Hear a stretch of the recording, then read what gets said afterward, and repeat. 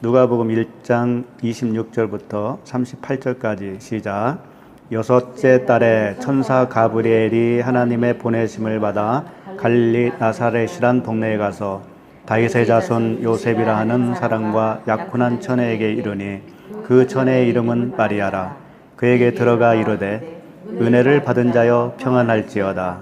주께서 너와 함께 하시도다 하니 처녀가 그 말을 듣고 놀라 이런 인사가 어쩜인가 생각하며 천사가 이르되 마리아여 무서워하지 말라.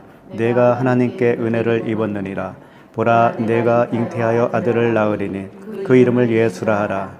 그가 큰 자가 되고 지극히 높으신 이의 아들이라 일컬어질 것이요 주 하나님께서 그 조상 다윗의 왕위를 그에게 주시리니 영원히 야곱의 집을 왕으로 다스리실 것이며 그 나라가 무궁하리라. 마리아가 천사에게 말하되 나는 남자를 알지 못하니 어찌 이 일이 있으리까. 천사가 대답하여 이르되 성령이 내게 임하시고 지극히 높으신 이의 능력이 너를 덮으시리니 이러므로 나실 바 거룩한 이는 하나님의 아들이라 일컬어질지라. 보라 내 친족 엘리사벳도 늙어서 아들을 배었느니라. 본래 임신하지 못한다고 알려진 이가 이미 6달이 되었나니 대저 하나님의 모든 말씀은 능하지 못하심이 없느니라. 마리아가 이르되 주의 여종이오니 말씀대로 내게 이루어지이다 하매 천사가 떠나가니라. 아멘. 오늘 말씀 제목은 처녀 마리아예요. 26절 부터 한 절 한 절 보면서 나누도록 하겠습니다. 26절 보시면 여섯째 달에 천사 가브리엘이 하나님의 보내심을 받아 갈릴리 나사렛이란 동네에 가서 이렇게 시작이 됩니다. 이제 천사가 그 사가랴 엘리사벳에게 그 기쁜 소식을 전하고 6개월이 지났죠. 6개월이 지나고 이제 그 27절 다윗의 자손 요셉이라 하는 사람과 약혼한 처녀에게 이르니 그 처녀의 이름은 마리아라. 이제 마리아가 사는 동네까지 가서 무슨 소식을 이제 전하는 거죠. 근데 26절 보면 이제 여섯째 달에 그랬습니다. 여섯째 달에. 여섯째 달에 이르러야 마리아에게 갈 수가 있어요. 왜 그럴까요? 이 여섯째 달은 6일째라고 보면 되겠죠. 그래서 6일째 창조가 동물과 사람을 창조했어요. 그러니까 사람을 창조했는데 남자와 여자를 창조했다 이렇게 되어 있죠. 그래서 남자와 여자라고 하는 의미는 남자, 여자 따로따로 창조했다기보다는 남자인 여자 또는 여자인 남자 이런 의미죠. 그래서 그걸 인자라고 그러죠. 인자. 예수 그리스도를 인자라고 그러잖아요. 그런 의미의 말씀드리기 때문에 이제 사람, 육이 이제 완성이 되면 나머지 하나가 채워지면 7이 되잖아요. 그 나머지 하나가 이제 그리스도라고 하는 진리죠. 진리로 하나가 채워지면 그게 이제 안식이고 7이 되는 것이죠. 그러니까 사가랴 엘리사벳이 이제 아이를 가졌는데 그 요한이라고 그랬죠. 요한과 예수와 다른 게 아니에요, 사실은. 같다고 보면 돼요. 요걸 이제 따로따로 설명을 하기 때문에 그렇게 되지만은 하나에 하나. 근데 이제 이 요한 쪽은 그 율법의 완성, 육의 완성, 그 다음에 예수 그리스도는 이제 영으로서의 진리로서 우리와 함께 하실 분이시죠. 그래서 이 여섯이라고 하는 것이 항상 그 의미를 이렇게 가지고 있는 것이죠. 창세기 25장 23절을 한번 잠깐 볼까요? 창세기 25장 23절. 여기 이제 야곱과 에서가 복중에 이제 서로 싸우는 그런 말씀이 여기에 기록이 되어 있죠. 창세기 25장 23절을 보니까 여호와께서 그에게 이르시되 두 국민이 내 태중에 있구나. 두 국민이 내 복중에서부터 나누이리라. 이 족속이 저 족속보다 강하겠고 큰 자가 어린 자를 섬기리라 하셨더라. 그 해산 기한이 찬즉 태에 쌍둥이가 있었는데 먼저 나온 자는 붉고 전신이 털옷 같아서 이름을 에서라 하였고 후에 나온 아우는 손으로 에서의 발꿈치를 잡았으므로 그 이름을 야곱이라 하였으며 리브가가 그들을 낳을 때에 이삭이 60세였더라. 쌍둥이를 낳았는데 이삭이 60세에 낳은 거예요. 그러니까 요 60세도 육의 완성이죠. 그러니까 그 쌍태가 낳는데 25절에 보니까는 붉고 전신이 털옷 같아서 그러잖아요. 어린아이가 무슨 털옷같이 이렇게 됐겠어요. 그러니까 일부러 이런 단어를 씀으로 인해서 그 털옷, 율법의 조항들이에요. 율법의 지식이고 세상 지식이고 그런 의미가 이제 털이라고 그러는 거죠. 머리털 이렇게 표현들을 하죠. 그러니까 그 세례 요한도 털옷을 입었다고 그러잖아요. 약대털을. 다 이게 율법의 상징들이라고요. 근데 이게 이 큰 자가 어린 자를 섬긴다고 그랬잖아요. 그렇죠? 큰 자가 어린 자를 섬기리라. 큰 자는 에서인데 에서가 야곱을 섬긴다는 얘기죠. 세례 요한이 큰 자예요. 예수보다 큰 자예요, 원래는. 근데 예수님을 섬기는 자잖아요. 그런 의미예요.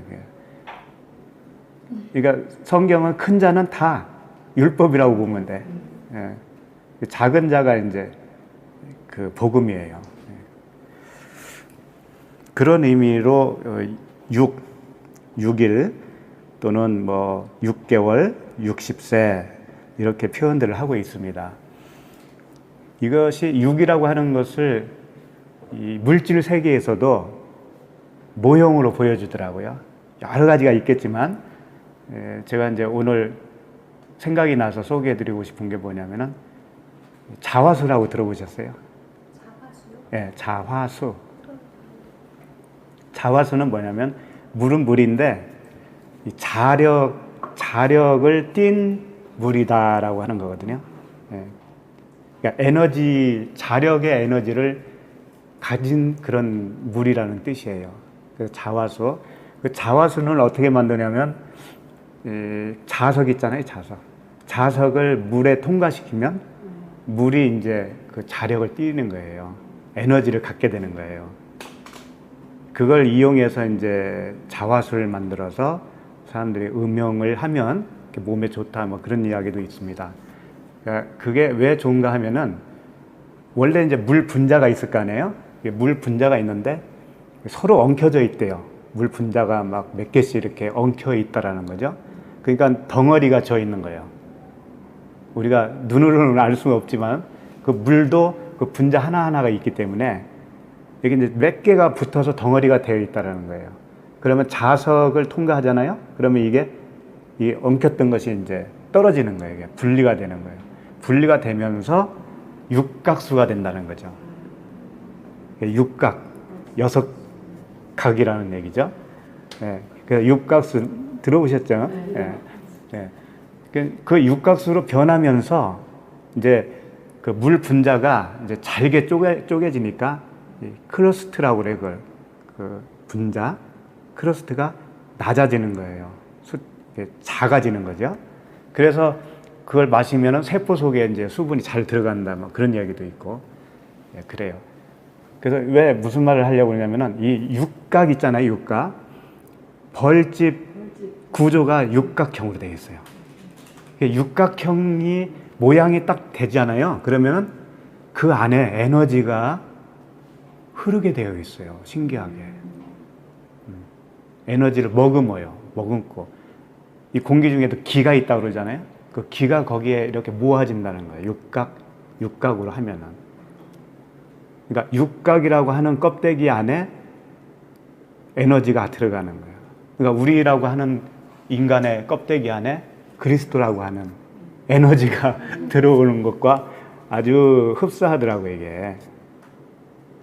근데 재미있는 것은, 그러니까 이제 육각수를 만드는 방법을 어떻게 했냐면은 강력한 자석을 수도 파이프 있잖아요. 거기다 딱 붙이는 거예요. 붙이면은 수도 안에서는 물이 흐를 거 아니에요. 흐르면서 그 자력에 의해서 육각수가 된다는 거거든요. 자화수가 된다는 건데, 자석에는 N극과 S극이 있어요. 두 가지가 있어요. 근데 S극을 붙이면 S극을 물이 통과하잖아요. S극으로. 그러면 육각수가 만들어진대. 좋은 육각수가. 근데 아니야, 자 N극. 내가 거꾸로 얘기했다. N극은 그렇다는 거예요. 근데 S극을 붙여놓으면 이 물이 이렇게 나눠지긴 하는데 뾰족뾰족하고 사람한테 오히려 안 좋다는 거예요, 그게. 그래서 그걸 보면서 이것도 복음이다, 복음이야. 자석이라고 하는 그 하나의 자석 안에 두 개가 있잖아요. N극과 S극. 그와 같이 이 말씀도 율법과 복음이 있는데 그러니까 율법이라고 하는 말씀을 대면 더 나빠지는 거예요, 우리가 안에. 그 육각수가 되지 않고 더 나쁜 물이 되는 거지. 근데 N극은 북극을 향하는 거거든요. 그 N극을 대면 이제 그게 복음이라고 봐야 되겠죠. 그래서 이게 육이라고 하는 게 이런 물질 세계에서도 의미를 띠고 있구나. 참 그 신기했어요. 그래서 이제 본문을 다시 오면은 여섯째 달에 천사 가브리엘이 하나님의 보내심을 받아 갈릴리 나사렛이란 동네에 갔어요. 갈릴리라고 하는 의미가 있거든요. 갈릴리가 어떤 의미냐면은 일단은 갈릴리는 호수가 있잖아요. 갈릴리 호수. 그 호수가 있는 지역을 갈릴리라고 그래요. 갈릴리 지역인데 그 갈릴리 지역은 그 호수가 얼마나 큰지 바다라고도 일컬어요. 갈릴리 바다 또는 갈릴리 호수. 근데 실제로 바다는 아니라고 그러죠. 민물이라고 그러잖아요. 그런데 엄청 커요. 이게 길이가 22km 정도. 그리고 폭이 15km 정도니까 이게 고구마처럼 이렇게 길쭉한 그런 호수죠. 그래서 갈릴리 바다, 갈릴리 호수라고도 하고요. 또 이 이름이 또 다른 이름으로도 불러져요. 구약에서는요, 긴네렛 여호수아가 긴네렛이라고 하는 호수 이름을 붙였거든요. 근데 그 긴네렛이 나중에 게네사렛이라고 하는 호수로 이름이 헬라식으로 바뀌죠. 들어보셨죠? 게네사렛 호수. 그 다음에 디베랴 바다. 들어보셨죠? 디베랴. 그 다음에 이 디베랴가 뭐냐면은요, 이 본디오 빌라도가 아니고 헤롯 분봉왕이라고 있어요. 헤롯 분봉왕. 들어보셨죠? 그 헤롯 왕을 통해서 세례 요한이 목이 잘렸잖아요. 그렇죠? 그래서 그 헤롯 왕이 갈릴리 지역의 분봉 왕으로 있으면서 그 갈릴리 지역에 수도를 건설해요. 수도를 건설했는데 그 건설한 수도 이름이 뭐냐면 아까 이야기했던 디베랴라고 하는 거예요. 디베랴. 그래서 이 세 가지 정도로 이제 불러지고 있습니다.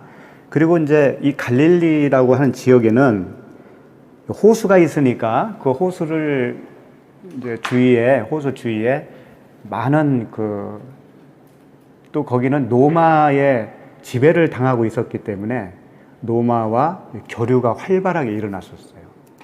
그래서 살기가 좋아요, 사실은 거기가.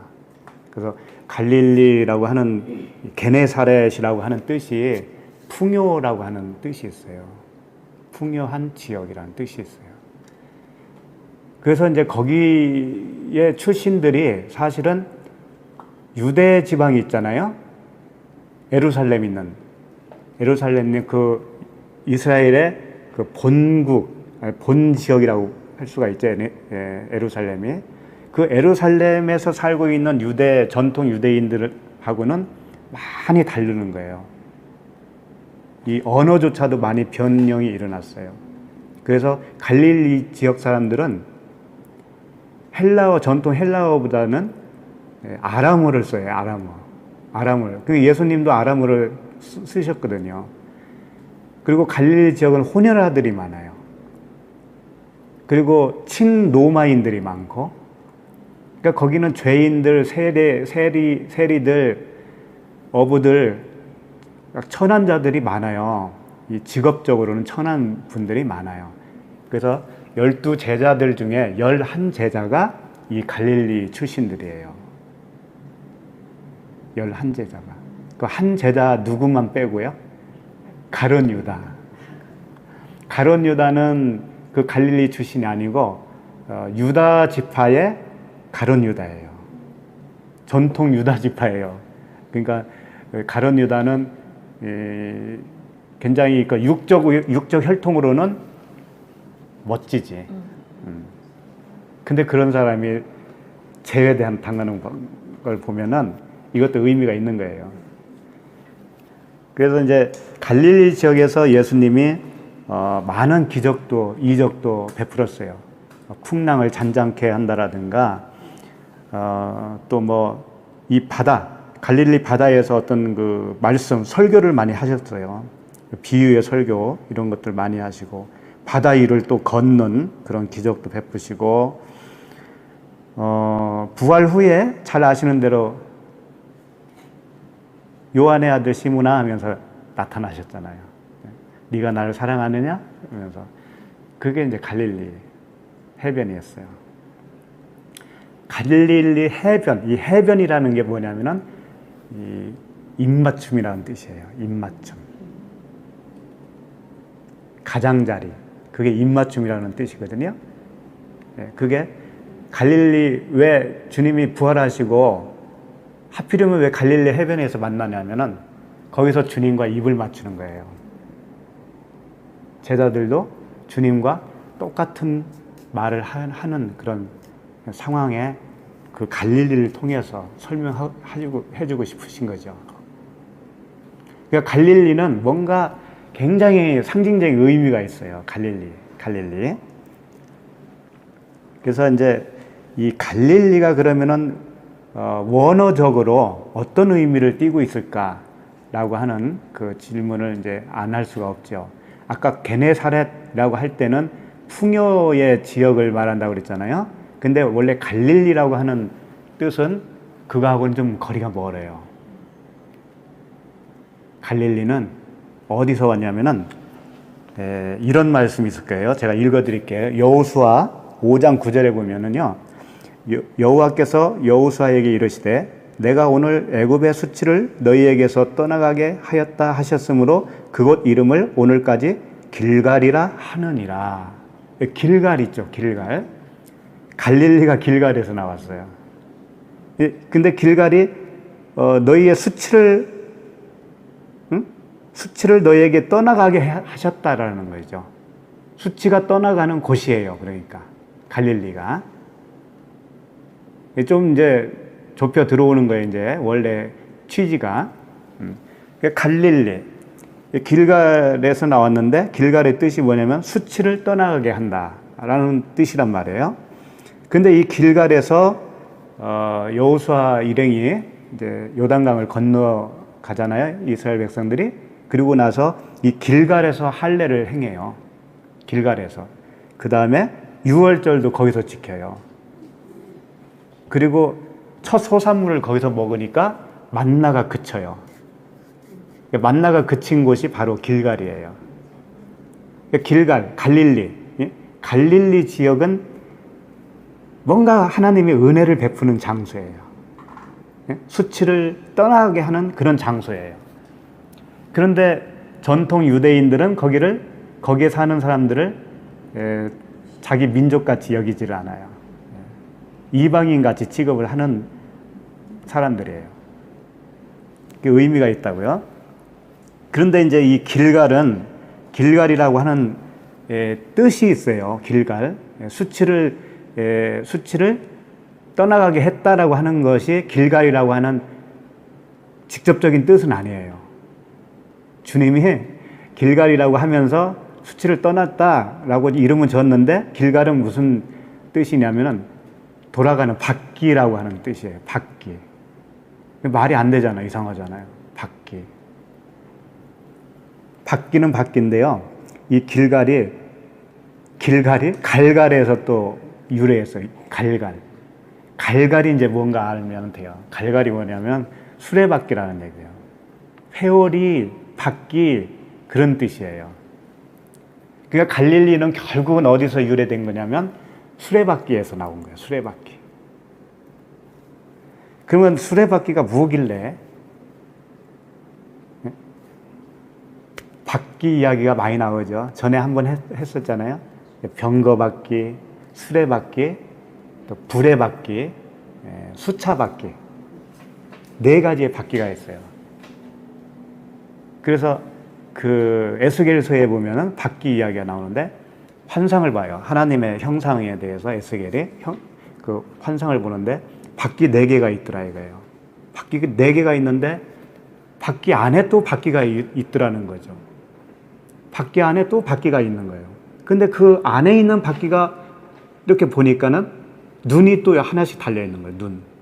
그리고 그 눈 안에 있는 바퀴가 인도를 하더라는 거예요. 바퀴를 돌린다라는 거예요. 바퀴 돌리는 원동력은 그 안에 있는 바퀴라는 거죠. 근데 그 바퀴를 또 뭐라고 하냐면 영이더라 그래서 영. 진리, 영, 성령이에요. 그러니까 바깥에 보이는 바퀴는 뭐예요? 율법이죠. 근데 그 안에 있는 그 진리의 말씀, 복음이 영이라 그런 얘기예요. 그러니까 이 바퀴는 뭐냐면 갈갈은 뭐냐면 우리를 인도하는 성령이셔요.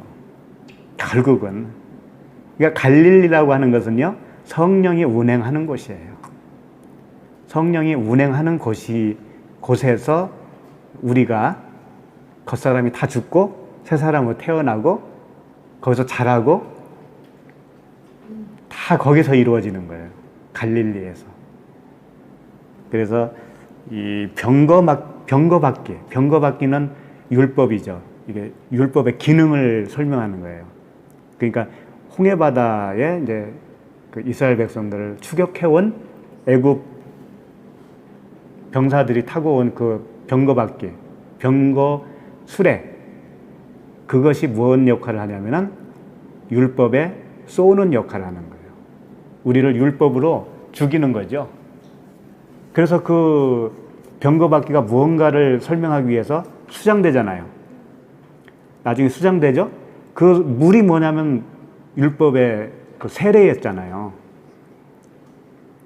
율법의 말씀이었죠. 그 물 자체가.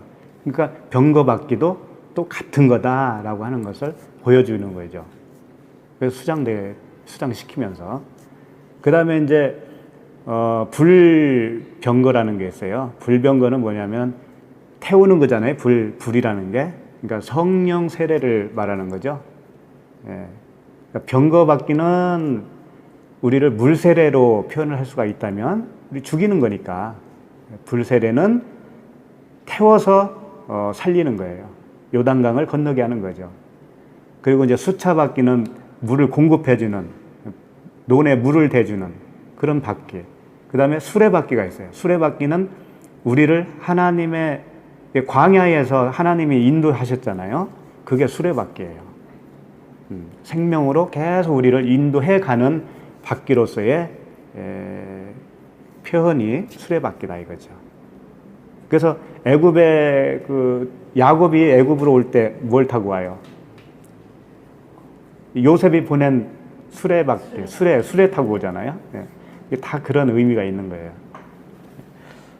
그래서 이 갈갈, 그 다음에 갈릴리라고 하는 그 말씀 단어 속에는 이런 뜻이 있는 거죠. 그리고 이제 갈갈이 이제 그 회오리, 뭐 수레바퀴 이렇게 표현도 하지만은 구르다 또는 위탁하다라고 하는 뜻도 같이 있어요. 그러니까 수레라고 하는 것은 바퀴 위에 있잖아요. 그러니까 수레 자체가 갈 수 있는 건 아니잖아요. 그러니까 바퀴가 굴러가는 대로 수레는 그냥 따라갈 수밖에 없죠. 그래요. 그러니까 바퀴가 성령이라면 위에 올라타 있는 수레는 우리들이에요. 그러니까 그게 위탁되어진 거죠. 바퀴가 가는 대로 따라갈 수밖에 없는 그런 것을 상징으로 보여주는 거죠. 그래서 우리는 업혀가는 거죠. 하나님께 업혀서 가면 되는 거예요. 그 갈릴리라고 하는 것은 거기서 바퀴가 4가지 종류가 다 거기서 일어나는 거예요. 호수에서 고기를 잡잖아요. 고기를 잡는 것이 뭐라고 하냐면 사람을 낚는 어부라고 그랬잖아요. 그러니까 갈릴리 지역에 사는 사람들 자체를 그 바다의 물고기로 생각을 하는 거예요. 그래서 거기서 이제 막 세리들, 죄인들, 각종 죄인들이 많잖아요. 그런 사람들이 예수님이 그 사람들과 이렇게 같이 먹고 자고 하잖아요. 어부가 되는 거죠. 예수님이 어부가 되셔서 그 물고기들을 다 이렇게 낚는 거예요. 그래서 해변가에서 설교하는 것 자체가 낚시질 하는 거예요, 그게. 그렇게 해가지고 병도 고치고, 각종 병도 다 고치잖아요. 그게 진짜 병을 고쳤지만 우리의 영적 상태를 주님이 고친다고 하는 상징적 의미로 주는 거죠. 그렇게 해서 낚아서 병 고치고, 그래서 또 살려서 먹이고, 그래서 건강하게 만들어내는 것이 이 갈릴리 지역에서 다 하시는 거예요. 그러면 이제 갈릴리인데 여기에 또 뭐가 있어요? 갈릴리 중에서도 나사렛. 그 천사 가브리엘이 간 데가 어디예요? 나사렛. 이 갈릴리 지역에 있는 나사렛이라고 하는 이 지역이 또 이제 의미가 있는 거예요. 나사렛이라고 하는 곳은요, 촌동네예요. 쉽게 말해서. 갈릴리 그 해변가에 있는 사람들은 그래도 잘 사는 사람들인데, 나사렛 동네는 지역이 높은 지역이라고 그래요. 거기서 좀 떨어진 후미진 곳. 그래서 거기는 범죄자들이 숨어 들어와서 사는 곳. 그러니까 쉽게 말하면 우리나라 요즘으로 말하면 달동네. 그래서 거기 수준이 굉장히 낮아요. 그러니까 누가 그랬잖아요. 나사렛에서 선한 것이 날 수 있겠느냐. 이 선하다고 하는 단어가 아가도스거든요.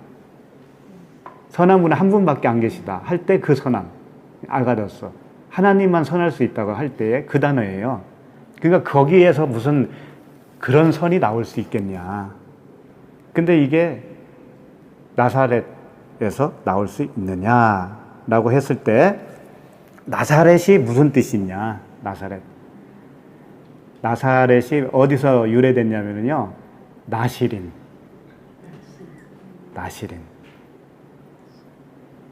나시린이 뭔지 알죠? 그러니까 나사렛은 거룩하다, 구별되다, 그런 뜻이에요. 그러니까는 이 나사렛은 거룩한 곳이에요. 거룩한 곳, 구별된 곳. 근데 구별된 곳인데 실제 사람들 보면 엉망이지. 거기가 시골 촌동네, 범죄자들이 그쪽으로 도망오고 했던 데니까. 그렇지만은 여기서는 누가 나와요? 예수님이 나오시잖아요.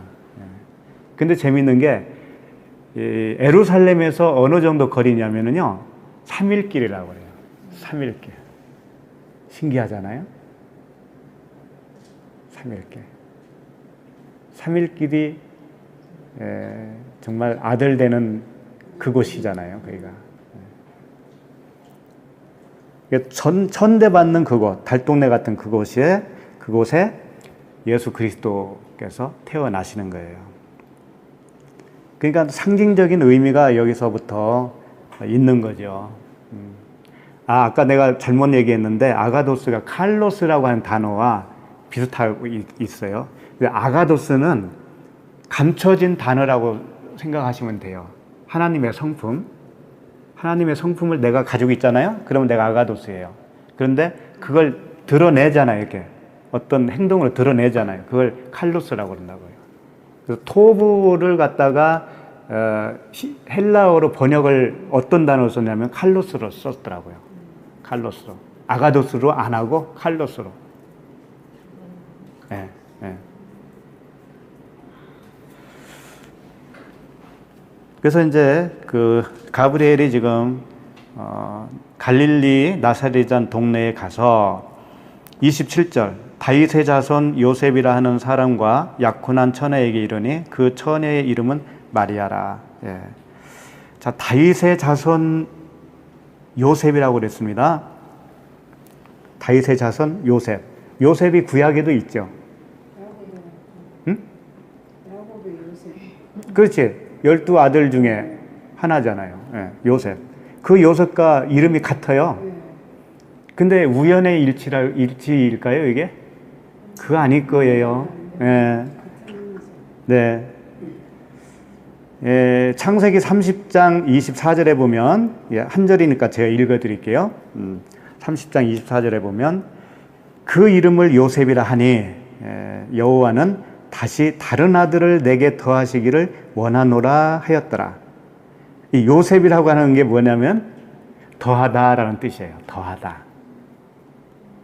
그러니까 요셉을 딱 놓고 이름을 져주고 그 뜻이 뭐였냐면은 다른 아들을 더 주기를 원합니다 라는 의미에서 그렇게 했다라는 거예요. 그러니까 육적으로는 뭐예요? 다른 아들 더 낳고 싶은 거잖아요. 그런데 거기에 영적 의미를 부여한 거예요. 다른 아들이 누구예요? 우리들이에요, 우리들. 그러니까 요셉은 예수 그리스도의 모형이에요. 그리고 예수 그리스도를 통해서 수많은 백성들, 우리들. 그게 요셉이에요. 근데 그 요셉은 주님 예수 그리스도의 모형으로 있는 거예요. 그러니까 구약에 보면은 굉장히 그 많은 부분에서 요셉은 예수 그리스도의 모형이라고 하는 것을 부인할 수가 없어요. 제일 먼저 꿈을 꾸잖아요. 꿈을 꾸는데 무슨 꿈을 꿔요? 7단이 일어서서 자기한테 절하고 또 해와 달과 11별이 자기에게 절하고.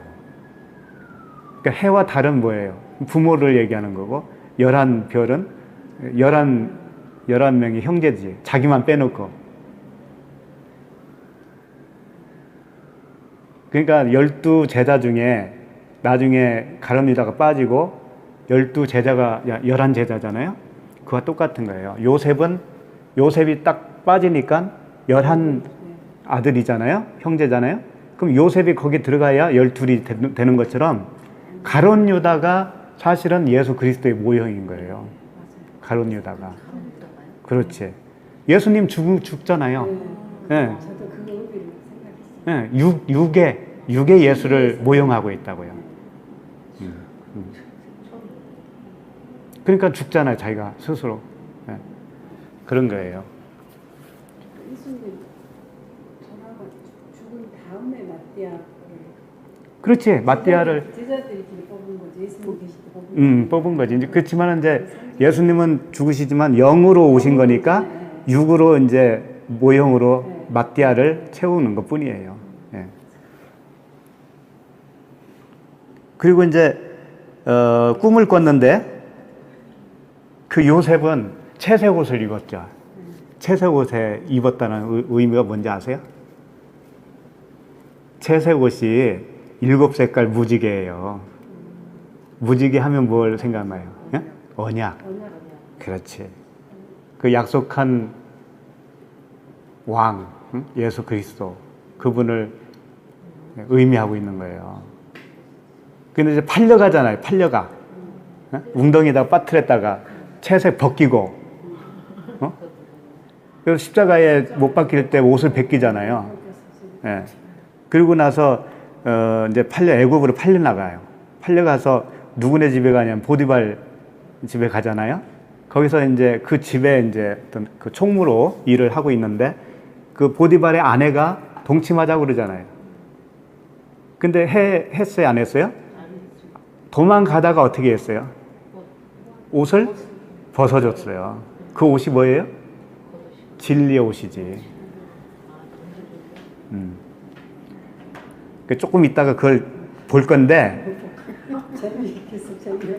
부부발이 안 해요, 궁금해. 그래가지고 이제 뭐 7년 풍년과 7년의 환란, 그런 것도 이제 우리 성도들의 7년 대환란 뭐 이런 들어보셨죠? 그런 거예요. 그리고 나중에 이제 죽어요. 죽고 나서 자기 유고를 꼭 가져가라.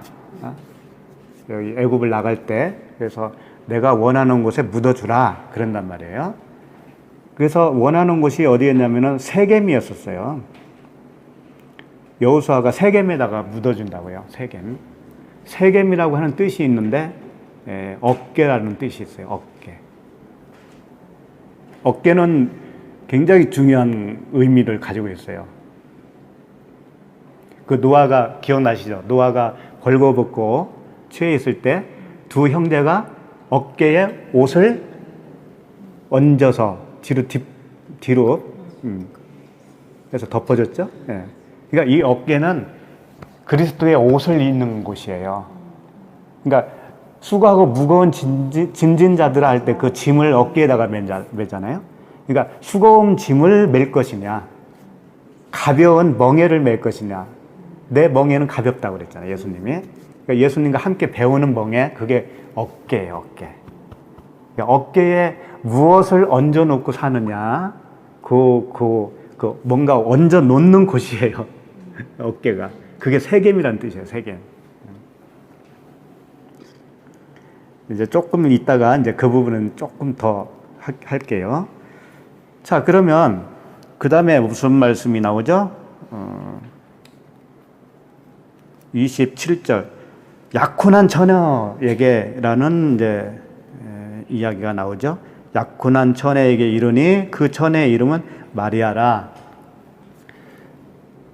하필이면 하나님이 예수 그리스도께서 그 처녀의 몸에서 태어났다는 것을 강조하고 싶으면 차라리 약혼까지도 안 했으면 더 좋았을 뻔했지 않았어요?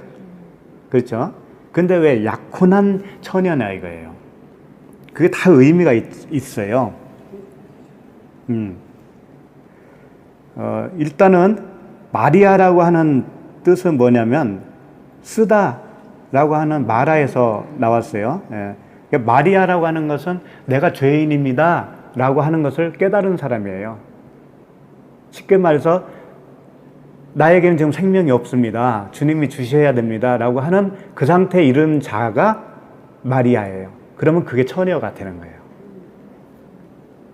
그게 처녀예요. 누구든지 간에.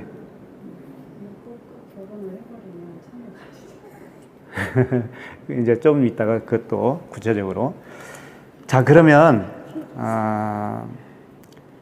이 약혼한 처녀, 왜 주님이 약혼한 처녀에게 오셨느냐 이거예요. 그 의미를 구약에서 미리 말씀을 해주셨거든요. 그 부분을 보시면은 이제 영적 의미를 더 깊이 알 수 있을 것 같아요. 신명기 22장 22절입니다. 신명기 22장 22절. 어떤 남자가, 이건 특정 어떤 누구가 아니에요. 어떤 남자예요, 그냥. 어떤 남자가 유부녀와 동침한 것이 드러나거든. 그러니까 유부녀는 뭐겠어요? 남편이 있는 사람이잖아요. 근데 여기서는 율법이 남편으로 보면 돼요. 그러니까 율법을 남편으로 모시고 사는 어떤 사람이 있었던 거죠. 그걸 이제 유부녀라고 하는 거죠. 그 유부녀와 어떤 남자가 동침했어요. 동침한 것이 드러나거든. 그 동침한 남자와 그 여자를 둘 다 죽여 이스라엘 중에서 악을 제할지니라. 그럼 어떻게 해야 악을 제하는 거예요? 죽여야 되는 거잖아요. 죽어야 죄가 없어지는 거잖아요. 십자가에서 죽어야. 그러면 이 유부녀는 율법 아래에 있는 사람이에요. 그 유부녀 율법 아래에 있는 자에게 어떤 남자가 뭘 했어요? 동침을 했어요.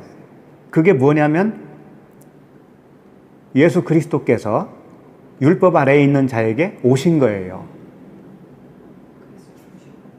오시면 어떻게 되냐면 같이 죽어야 돼. 율법이 죽어야 되는 거니까. 예수님이 겉으로 육으로 죽고 그 율법 아래에 있는 그 사람도 유부녀도 죽어야 되는 거예요. 겉사람이 죽어야 되는 거예요. 이렇게 되면은 죄가 이제 없어지는 거죠. 그 말씀입니다, 이게. 네, 그 다음에 이제 23절. 처녀인 여자가 남자와 약혼한 후에 어떤 남자가 그를 성읍 중에서 만나 동침하면 자, 처녀인 여자가 처녀는 뭘까요? 아까 말씀드렸잖아요. 마리아. 율법 아래에서 벗어난 사람. 응? 아, 이 율법으로는 하나님께 나아갈 수도 없고 의롭다 여길 수도 없구나 라는 것을 이제 깨달은 사람이에요. 이게 이제 처녀인 거예요. 이 처녀인 여자가 23절 하는 거죠, 지금.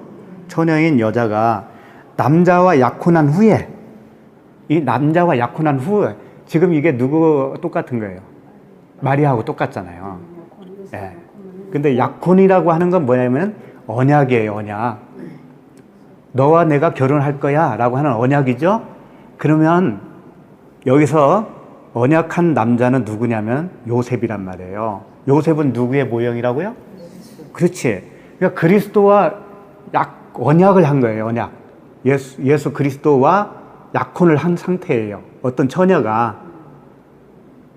그런데 그 처녀에게 어떤 남자가 그를 성읍 중에서 만나 동침하면 이 어떤 남자도 예수님이에요. 성령님이셔요. 예. 어떤 남자가 성읍 중에서 동침하면 이제 이 성읍이 문제야, 성읍. 너희는 그들을 둘 다 성읍 문으로 끌어내고 그들을 돌로 쳐 죽일 것이니 그 처녀는 성 안에 있으면서도 소리 지르지 아니하였으며 그 남자는 그 이웃의 아내를 욕부였습니다. 너는 이같이 하여 너희 가운데에서 악을 제할지니라. 만일 남자가 어떤 약혼한 처녀를 들에서 이제 들에서 만나는 이야기가 나오는 거예요. 그러니까 앞에는 성읍 안에서 그런 일이 있었다라는 얘기고, 두 번째 이야기는 뭐냐면 이제 들에서 있었던 이야기로 두 가지로 이제 설명을 하고 있는 거죠. 그러면 성읍에 있다라는 건 뭐냐면요, 이런 거예요. 24절에 보면 성읍 문으로 끌어내고 그들을 돌로 쳐 죽일 것이니 그 전에는 성 안에 있으면서도 소리 지르지 아니하였으며 그 남자는 그 이웃의 아내를 욕부였습니다. 너가 이같이 이 무슨 얘기냐면은 성읍 안에 있으면 이 처녀에게는 도와줄 사람들이 있는 거예요. 소리만 지르면. 근데 소리를 안 질렀다라는 거지. 그럼 이게 소리 지르는 게 뭐겠어요? 나 약혼한 자가 있다라는 거잖아요.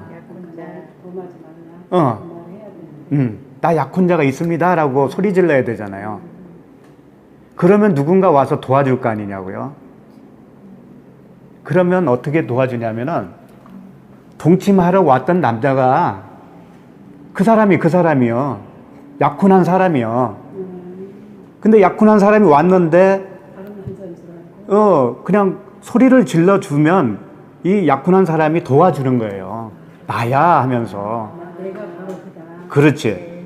그런데 도와달라고 안 했다는 건 뭐냐면요, 약혼을 스스로 깨버린 거예요. 언약을. 예, 그 여자는 성읍에서는 그렇단 말이에요. 하나님 언약을. 왜 그럴까요? 성읍이라고 하는 안에서는 왜 그런 일이 있냐면 성읍 자체가 율법이거든. 그러니까 율법에서 생명을 얻을 수 없다는 걸 아는데도 불구하고 완전히 거기서 빠져나오지를 못한 거예요. 그 안에 계속 사는 거예요. 그 사람은 약혼을 했다 할지라도 주님이 들어갈 수가 없어요. 스스로가 그 약혼을 자기가 깨고 있는 거예요. 그런데 이제 들에서 이야기가 나와요. 들에서 25절 만일 남자가 어떤 약혼한 처녀를 들에서 만나서 강간하였으면 그 강간한 남자만 죽일 것이요 그러잖아요. 그 이유를 26절에서 설명하고 있어요. 처녀에게는 아무것도 행하지 말 것은 처녀에게는 죽일 죄가 없습니다. 이 일은 사람이 일어나 그 이웃을 쳐 죽인 것과 같은 것이라 남자가 처녀를 들에서 만난 까닭에 그 약혼한 처녀가 소리 질러도 구원할 자가 없었음이니라. 들에서는 도와줄 자가 없기 때문에 소리 질러도 소용없고, 그러니까 소리 안 질러도 상관없는 거예요. 그런데 그 들이 어디냐면은 갈릴리란 말이에요. 그 들이 갈릴리며 광야며 나사렛이라고 하는 그곳이 바로 들이라는 얘기예요. 유대인들이, 정통 유대인들이 없는 곳, 이방인들이 살고 있는 곳. 그게 두 번째 처녀 이야기예요. 그러면 예수님이 지금 여기에 어디에 해당되느냐면 이 들에 있는 여자를 이제 강간한 것이 예수님이 지금 마리아에게 들어가는 것과 똑같은 거예요.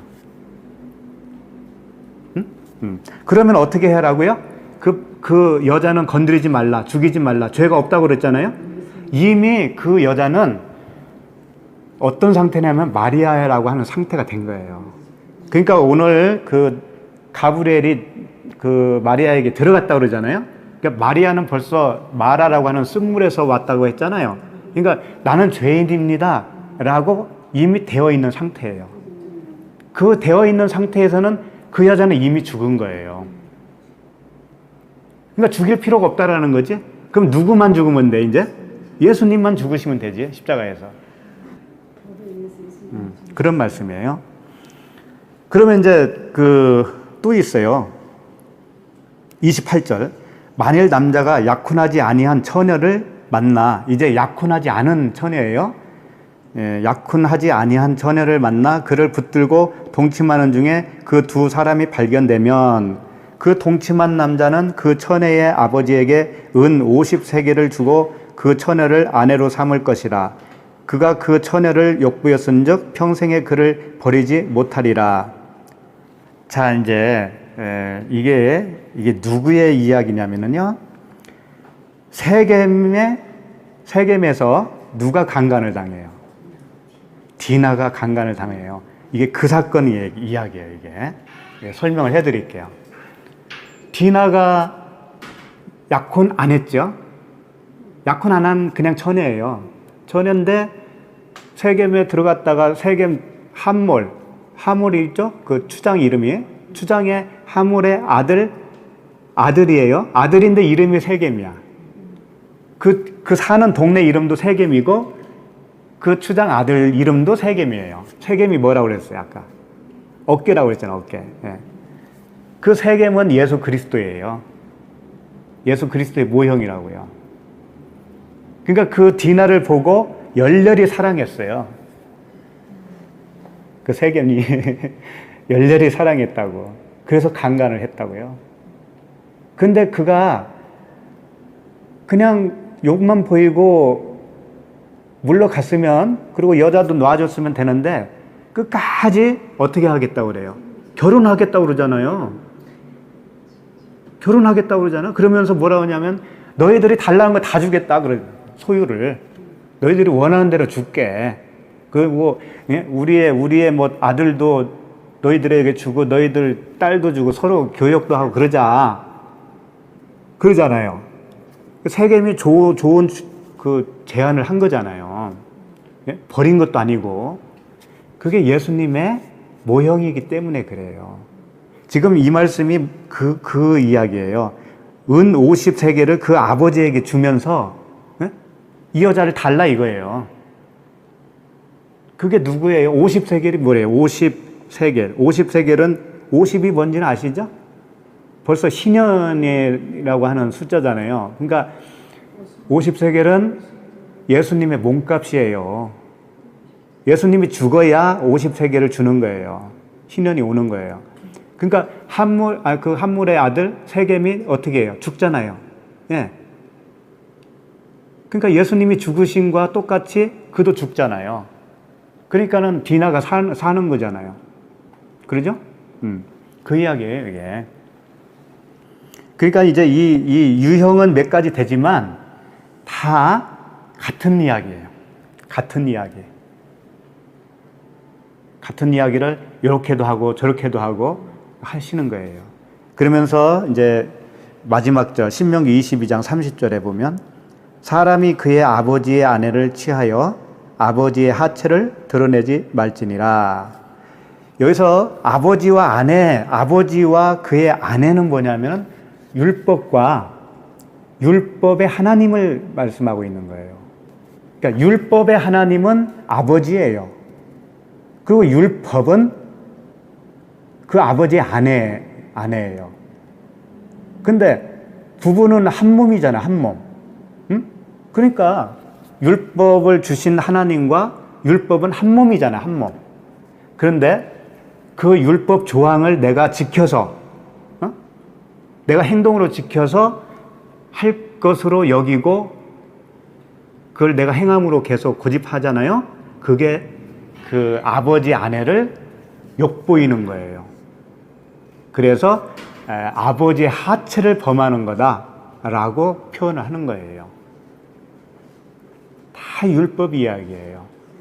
그러니까 우리는 율법을 받은 우리는 그 말씀을 통해서 내가 행함으로는 도저히 지켜낼 수 없는 존재라는 것을 깨닫게 하기 위해서 주신 건데 그걸 내가 끝까지 해내겠다고 고집하면은 아버지를 범한 거예요, 그게. 아버지의 아내를 범한 거예요. 그렇게 되면 간음죄이기 때문에 어떻게 해요? 돌로 쳐서 죽여야지. 자꾸 왜 돌로 쳐서 죽이라고 그럴까요? 돌도 예수 그리스도잖아요. 그런 의미예요. 그래서 이제 고린도 후서 11장 2절 말씀을 제가 읽어 드릴게요. 내가 하나님의 열심으로 너희를 위하여 열심을 내노니 내가 너희를 정결한 처녀로 한 남편인 그리스도께 드리려고 중매함이로다. 그래서 정결한 처녀, 우리를 정결한 처녀라는 거예요. 그러니까 그 은혜밖에 없다. 하나님의 긍휼밖에 없다라는 그 긍휼을 구하고 있는 사람이 처녀예요. 그게 동정녀 마리아예요. 그런 의미지 하나님이 무슨 뭐 때묻지 않은 뭐 그런 여자에게 오셔서 성령으로 잉태하셨다. 그런 의미를 부각시키려고 하는 건 아니라고요.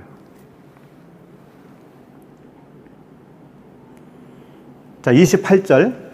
그에게 들어가 이르되 은혜를 받은 자여 평안할지어다 주께서 너와 함께 하시도다 하니, 은혜를 받은 자여 평안할지어다. 이 평안할지어다가 이제 에이레네가 아니에요. 평안 에이레네라는 그 말씀을 기억하실 텐데 여기서는 기쁨이라고 하는 거예요. 그 에이레네가 아니고 은혜를 받으면 기쁘다는 거예요. 즐겁다라는 거예요.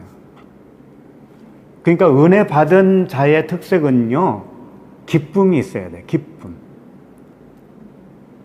기쁨이 있어요. 그게 은혜 받은 자의 특색이에요. 그러니까 은혜를 받은 자여, 그러니까 우리는 은혜 받을 수밖에 없는 거죠. 또 은혜를 받아야만이 살 수 있고, 하나님은 은혜를 주시는 분이시지 우리가 은혜를 돌려드리는 존재가 아니잖아요. 그러니까 은혜를 받으면 기쁨이 오는 거예요. 카이로라고 하는 단어입니다. 이 평안할지어다 할 때 이 단어가 카이로예요. 그래서 기뻐하다, 즐거워하다 그런 거예요. 그리고 하나님이 주께서 너와 함께 하시도다 그러잖아요. 그러니까 이 세 가지가 다 똑같은 거예요. 은혜를 받으면 기쁨이 있고, 기쁨이 있잖아요. 그럼 그 자체가 임마누엘이에요. 그 자체가 하나님이 함께 하심의 증거가 되는 거예요. 그 우리 안에 기쁨이 없으면 임마누엘이 아닌 거예요. 그렇게 생각하시면 되겠습니다. 그리고 이제 여기 보면은 평안할지어다 주께 너와 함께 하시도다 하니, 처녀가 그 말을 듣고 놀라 이런 인사가 어찌함인가 생각하매 천사가 이르되 마리아여 무서워하지 말라 내가 하나님께 은혜를 입었느니라. 자, 이제 여기서 좀 생각할 게 뭐냐면은요, 이 임마누엘이라는 것은 하나님과 함께함이잖아요. 예? 하나님이 우리와 함께 하시다, 함께 계시다. 이게 임마누엘이에요. 그런데 임마누엘은 예수님이 잉태가 되어야 임마누엘이 되는 거예요. 그러니까 우리가 예수님을 잉태를 해야 되는 거예요. 성령으로. 그러니까 우리가 예수님을 잉태하는 것과 낳는 것이 우리 안에서 다 이루어지는 거예요. 그러니까 내가 마리아도 되고 예수도 되는 거예요. 마리아로서 아들을 잉태하고 또 아들을 낳으면 그 아들이 나예요 또. 아들의 자리가 옮겨져. 예. 그 아들로서 또 복음을 전하잖아요. 그럼 부모가 돼버려요. 예. 다 그렇게 되는 거죠. 이것이 임마누엘이다. 이게 하나님이 함께 하십니다. 그런 거죠. 그러니까 이런 것을 이 처녀가 놀라지 않을 수가 없는 거죠. 그러니까 29절에 처녀가 그 말을 듣고 놀라 이런 인사가 어찌함인가 생각하며 골똘히 생각했다는 얘기예요. 평생에 처음 듣는 인사거든요. 자기에게 그런 그 아들을 갖는다. 남자를 알지 못하는데 아기를 갖는다는 꿈에도 생각 못하는데 그걸 곰곰이 생각한 거예요. 이 영적인 이야기구나. 마리아가 대화하는 중에 이걸 깨닫게 되어요. 30절 천사가 이르되 마리아여 무서워하지 말라 내가 하나님께 은혜를 입었느니라. 이게 처음에는 은혜를 받으면 무서움도 있는 거예요. 엄청난 사건이기 때문에 두려움도 있는 거죠. 그런데 두려워하지 말라라고 하는 거죠. 보라 내가 잉태하여 아들을 낳으리니 그 이름을 예수라 하라. 예수라 하라. 예수는 여호수아와 같은 의미예요. 근데 여호수아가 이제 예호슈아거든요. 히브리어로 예호슈아인데 이걸 후대로 갈수록 어떻게 변형이 되냐면 예슈아로 변해요. 예슈아 무슨 교회도 있죠?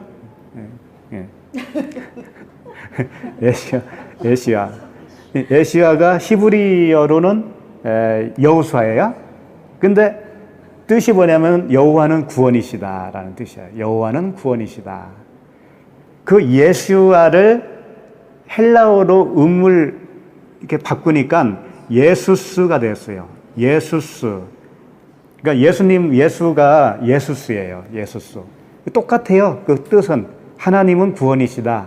여호와는 구원이시다. 똑같아요. 그래서 마태복음 1장 21절에 아들을 낳으리니 이름을 예수라 하라. 이는 그가 자기 백성을 그들의 죄에서 구원할 자이심이라 하니라. 예, 구원자예요. 구원자. 예수라고 하는 뜻은 예시와 예수스, 예수 다 같은 거예요. 같아요. 예. 32절 그가 큰 자가 되고 지극히 높으신 이의 아들이라 일컬어질 것이요 주 하나님께서 그 조상 다윗의 왕위를 그에게 주시리니 그가 큰 자가 된다고 그랬잖아요. 처음에는 큰 자가 아니에요. 에서와 야곱이 있는데 누가 커요? 에서가 크잖아요. 그러니까 예수님은 작은 자로 태어나는 거예요. 처음에는 작은 자예요. 그렇지만 나중에는 이제 큰 자가 된다 이거예요. 그리고 지극히 높으신 이의 아들이라고 일컬어질 것이다. 주 하나님께서 그 조상 다윗의 왕위를 그에게 주시리니. 아브라함과 다윗의 자손 예수 그리스도의 세계라. 마태복음에 나오잖아요. 예. 그러니까 다윗을 통해서 그 언약을 해주신 그 언약을 지금 말씀하고 있는 거예요. 그러니까 항상 처음에는 큰 자가 이제 어린 자를 섬기는 것으로 성경은 자꾸 묘사를 하는 거예요. 그래서 그 에서와 야곱도 있지만 그 요셉의 아들 므낫세와 에브라임이 있잖아요. 예. 므낫세는 큰 자예요. 그런데 므낫세라고는 뜻은 버릴 자라는 뜻이에요. 버리는 거예요. 에브라임은 고귀하다, 위대하다, 뭐 그런 뜻을 가지고 있어요. 그러니까 율법과 은혜 똑같은 거예요. 33절 영원히 야곱의 집을 왕으로 다스리실 것이며 그 나라가 무궁하리라. 또 34절 마리아가 천사에게 말하되 나는 남자를 알지 못하니 어찌 이 일이 있으리까. 35절 천사가 대답하여 이르되 성령이 내게 임하시고 지극히 높으신 이의 능력이 너를 덮으시리니 이러므로 나실 바 거룩한 이는 하나님의 아들이라 일컬어지리라. 그러니까 이 덮다고 하는 단어가 에피스키아조인데 그늘지게 한다 그런 뜻입니다. 하나님의 능력이 너를 덮으시리라 할 때 그 덮는다는 것은 하나님은 여호와는 그늘이 되어 주시는 거. 그 변화산에서 구름이 덮었다고 그러잖아요. 그 임재, 하나님의 임재하심으로 딱 덮는 거예요. 그게 이제 그늘 된다, 덮는다 같은 뜻을 가지고 있습니다. 자, 이제 여기를 한번 볼게요. 사가랴는 여호와께서 기억하셨다라는 뜻을 가지고 있어요. 사가랴라고 하는 이름이 기억했어요. 여호와께서. 그리고 엘리사벳은 무슨 뜻이냐면 하나님은 맹세하시는 분이다. 그런 뜻이에요. 하나님은 맹세하셨다. 그러니까 사가랴와 엘리사벳에게 아들을 준 이유는 뭐냐면 하나님 스스로가 기억하시고 맹세하셨기 때문에 주셨다. 그런 의미예요. 그 말씀을 히브리서 6장 18절에서 이렇게 말씀을 하고 계세요. 히브리서 6장 18절에서 이는 하나님이 거짓말을 하실 수 없는 이 두 가지 변하지 못할 사실로 말미암아 옆에 있는 소망을 얻으려고 피난처를 찾은 우리에게 큰 안위를 받게 하려 하심이라 그랬습니다. 하나님이 거짓말할 수 없는 두 가지가 있대요. 이 두 가지의 거짓말할 수 없는 것 때문에 우리가 구원받는 거예요. 근데 그 두 가지가 뭐냐 이거예요. 그 두 가지가 앞에서 말씀을 하셨거든요. 히브리서 6장 13절에서 이렇게 말씀하셔요. 하나님이 아브라함에게 약속하실 때의 약속이에요. 첫 번째는 약속, 언약이죠. 약속하실 때에 가리켜 맹세할 자가 자기보다 더 큰 이가 없으므로 자기를 가리켜 맹세하여. 하나님은 하나님보다 더 큰 이가 없어요. 그러니까 자기 이름밖에 걸 수가 없는 거죠. 자기 스스로 자기 이름을 걸고 맹세하는 거예요. 맹세가 두 번째예요. 첫 번째는 약속, 언약이고 그 다음에 언약 가지고도 부족한 거예요. 맹세까지 하는 거죠. 맹세. 그래서 두 증인이 있어야 되는 거예요. 두 증인은 예수와 그리스도예요. 두 증인은. 그와 같이 하나님이 약속과 맹세를 두 증인으로 주신 거예요. 그리고 이제 히브리서 6장 17절에도 하나님은 약속을 기업으로 받는 자들에게 그 뜻이 변하지 아니함을 충분히 나타내시려고 그 일을 맹세로 보증하셨나니. 하나님은 약속 나오잖아요. 약속을 기업으로 받는 자들에게, 우리가 약속을 기업으로 받잖아요. 그 뜻이 변하지 아니함을 충분히 나타내시려고 그 일을 맹세로 보증하셨다. 에베소서에서는 성령으로 보증하셨다. 생각나시죠? 성령으로 보증해 주시는 거예요. 인쳐 주시는 거예요. 도장을 꽝 찍어 주시는 거죠. 그 말씀을 지금 어디서 하신 거냐면은 33절 누가복음 1장 33절 본문, 거기서부터 그런 말씀을 하신 거예요. 지금 영원히 야곱의 집을 왕으로 다스릴 것이며 그 나라가 무궁하리라, 이런 말씀을 하시는 거예요. 영원히 야곱의 집. 야곱의 집이라고 하는 것은요, 이런 뜻이에요. 야곱의 집이 뭘까요? 야곱의 집. 이 야곱의 집, 영원히 야곱의 집을 왕으로 다스릴 것이며 그 나라가 무궁하리라, 이런 말씀을 하셨는데, 야곱의 집에 대해서 어떻게 생각을 하세요? 다른 거 없어요. 야곱의 집은 이렇게 설명하면 돼요. 이 애굽으로 야곱 가족이 몇 명이 갔죠? 이주할 때 70명. 그때 야곱의 집 가족이라고 그랬단 말이에요. 야곱의 집 가족. 그러면 야곱 식구들이 다 야곱의 집이라는 얘기예요. 그들이 애굽에 들어가서 400년, 430년 동안 있다가 출애굽을 했죠. 그래서 자꾸 야곱의 집이라고 그래요. 출애굽한 그 이스라엘 백성들을 야곱의 집이라고 그래요. 그러니까 야곱 식구들 70명이 불어나서 수백만 명이 됐는데 그게 야곱의 집이라는 거죠. 그러니까 야곱의 집은 뭐냐면 야곱에 속했던 그 언약 백성들을 얘기하는 거예요. 언약 백성 자체를 얘기하는 거예요. 그러니까 우리들이 야곱의 집이에요. 예. 그렇게 표현한 거죠, 여기서. 이제 다 한 것 같으네요. 예. 자, 그러면 어디까지 했더라? 하도 오늘 길어가지고, 36절 보세요. 보라, 내 친족 엘리사벳도 늙어서 아들을 배웠느니라. 본래 임신하지 못한다고 알려진 이가 이미 6달이 되었나니, 6달이 되어야 마리아에게 잉태가 되는 거예요. 대저 하나님의 모든 말씀은 능하지 못하심이 없느니라. 그렇죠. 하나님 말씀은 능치 못할 일이 없죠.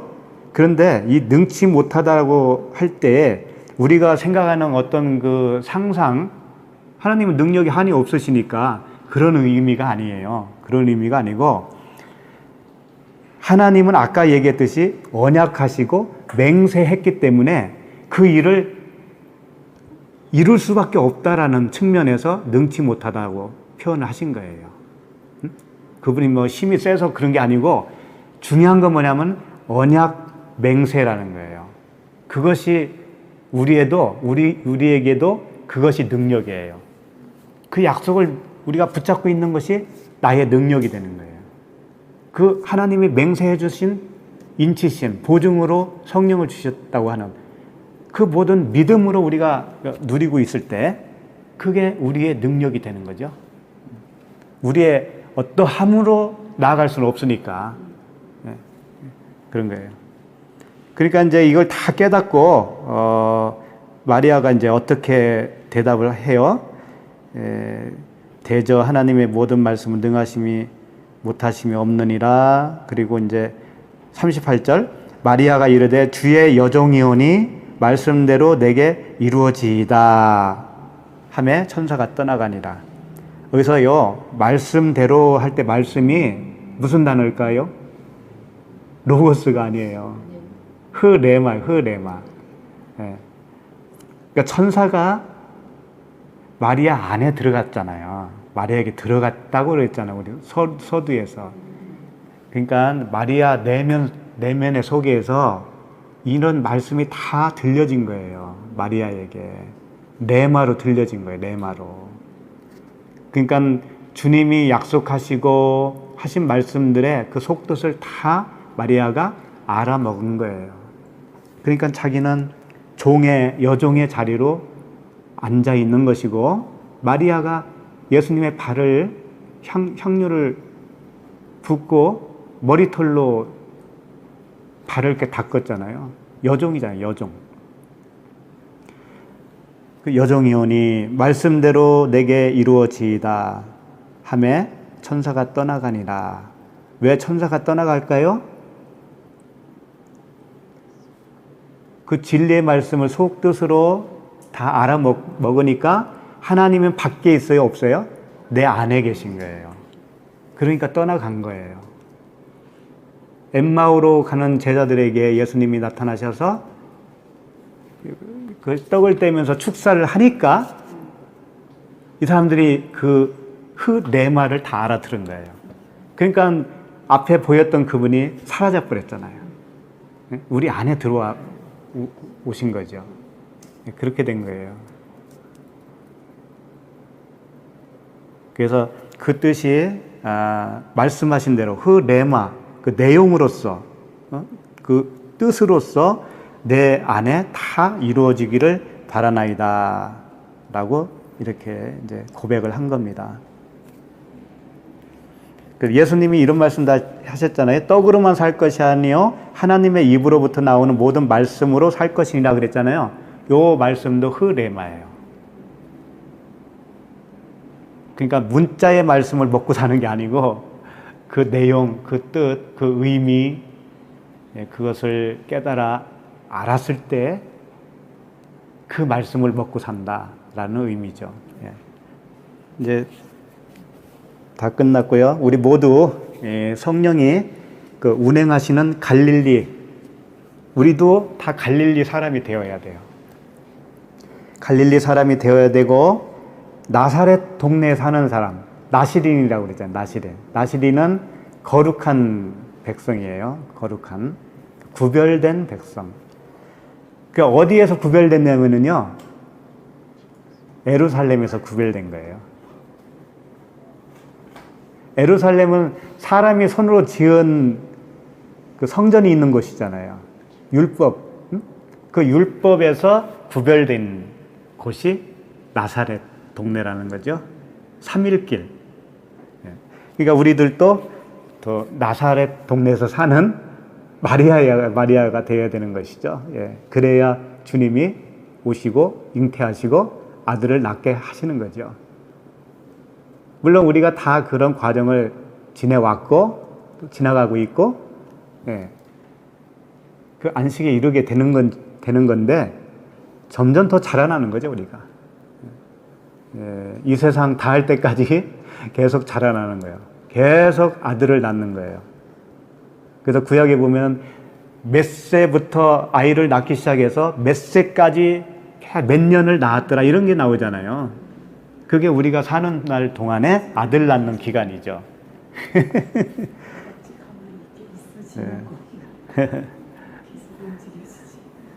그래서 정결한 처녀가 되어서 그리스도와 하나로 연합되어 살아가는 복된 우리 모두가 되기를 바랍니다.